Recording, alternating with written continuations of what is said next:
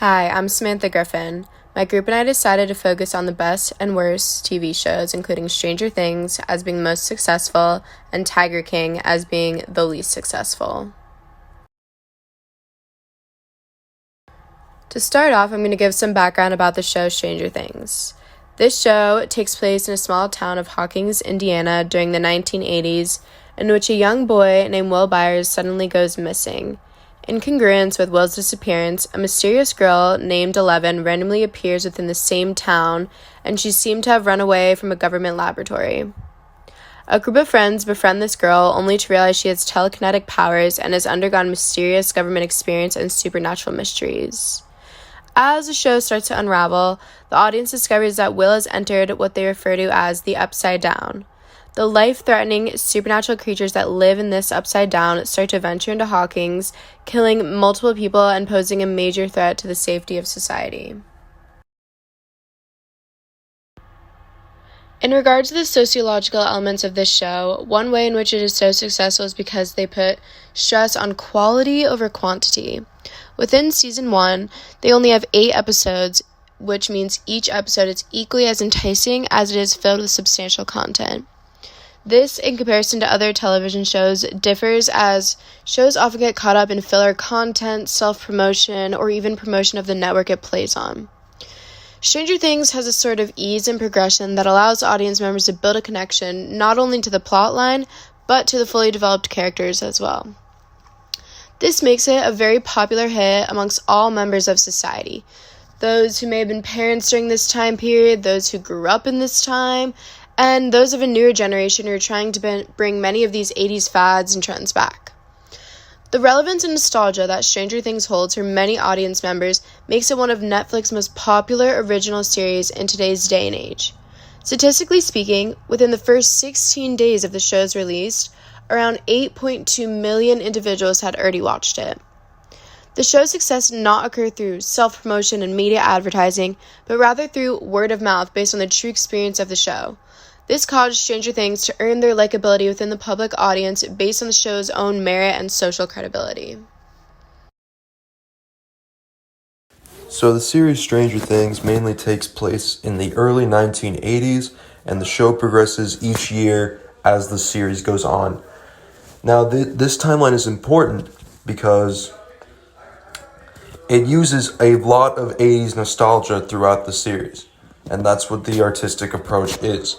It uses a lot of neon, a lot of warm colors to really bring out the nostalgia that's been rushing through recently for the 80s.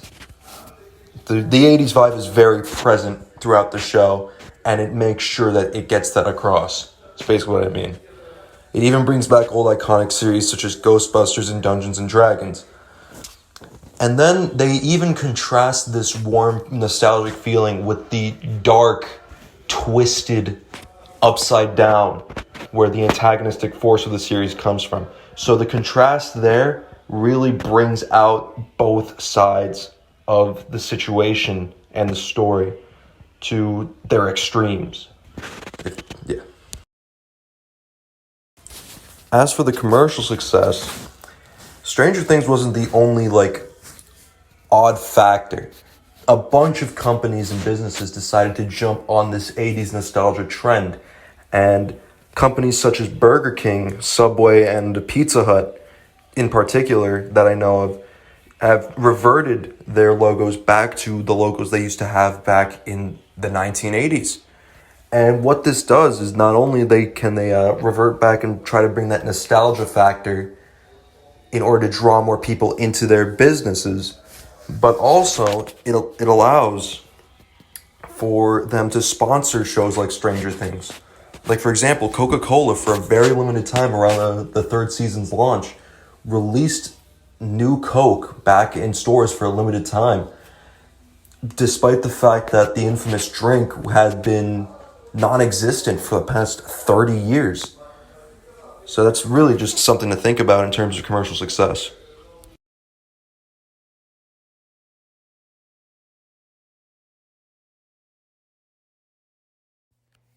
Now, to switch gears, here is a summary of the show Tiger King. Tiger King first premiered on Netflix on March 20th, 2020. It is a true crime docuseries that showcases the lives of Joseph Maldonado Passage, or better known as Joe Exotic, and Carol Baskin.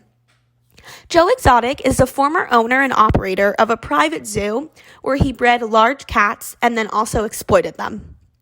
Carol Baskin, who is the owner and operator of Big Cat Rescue, a nonprofit organization located in Tampa, Florida, did not like what Joe was doing to the cats, made it very clear how she felt about it, which caused Joe to hate her.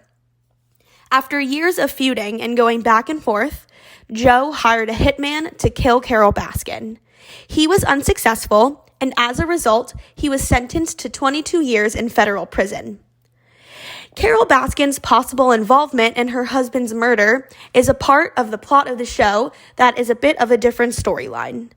Topics such as drug use, animal exploitation, and polygamy are discussed throughout the series as well. In regards to the sociological reasons why Tiger King is considered a failure, pictured here are the Season 1 and Season 2 Rotten Tomato ratings for Tiger King. As you can see, the Season 2 ratings for Tiger King are significantly lower than those of Season 1. This is likely due to the fact that Tiger King was released when quarantine started and when the app TikTok became very popular. So everybody was at home watching Tiger King and then posting about it. Season 2 did not come out during quarantine, so that is likely a reason why the ratings are significantly lower. Also, people are realizing that the show glorified criminals and illegal acts, which could also be a reason why the ratings for Season 2 are significantly lower than those of Season 1.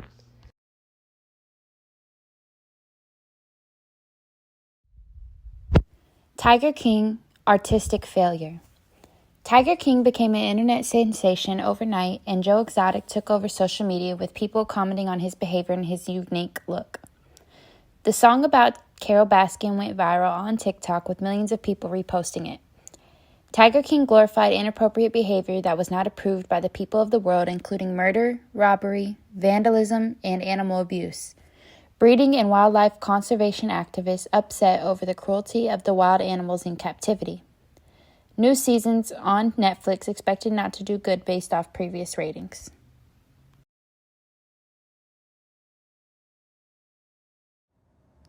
Tiger King's reason for commercial failure. Tiger King's commercial success really only stemmed from the emerging worldwide pandemic COVID-19.